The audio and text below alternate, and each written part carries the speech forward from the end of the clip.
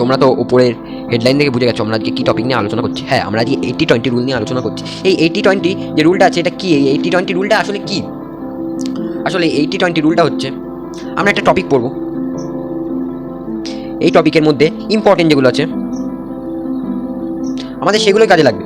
Extra এই 100%-এর মধ্যে আমাদের 20% এমন কিছু কোশ্চেন আছে সেগুলো আমাদের এক্সামে আসে, আর বাদ বাকি যে 80% থাকে সেগুলো বেশিরভাগ সময় এক্সামে আসে না। তাহলে আমাদের এর 80% পড়ার কোনো দরকার নেই, কারণ আমরা স্মার্ট ওয়ার্ক করবো অলওয়েজ। আমরা স্মার্ট ওয়ার্ক ছাড়া আমরা কোনো দিন টপার হতে পারবো না। তাই আমি সাজেস্ট করবো অলওয়েজ স্মার্ট ওয়ার্ক করো, হার্ড ওয়ার্ক না। প্রথমে তোমরা এই 20% এটা কি করে পাবে? ইউটিউব আছে, হাতে স্মার্টফোন থাকলেই হবে। স্মার্টফোন আছে তো বাড়িতে, যে ফোন থেকে তুমি এই ভিডিওটা দেখছো, হাতে স্মার্টফোন আছে মানে পৃথিবীর এই ওয়ার্ল্ডের যে কোনো জিনিস তোমার হাতের মুঠোয় আছে।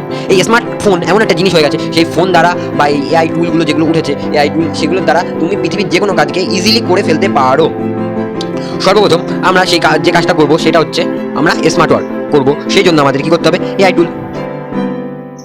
এআই টুলসের সাহায্য নিতে হবে, বা ইউটিউব আছে, ইউটিউবে গিয়ে পিবি ইয়ার কোশ্চেন বা ইম্পর্টেন্ট কোশ্চেন সার্চ করতে হবে। তখন যেগুলো আসবে সেগুলোই পড়বো, কারণ আমরা একটা গল্প, সেই গল্পটা আছে 10 পেজের।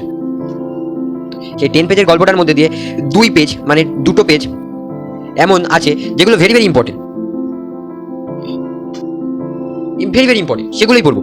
আমরা আর 8 পেজ পড়বো না।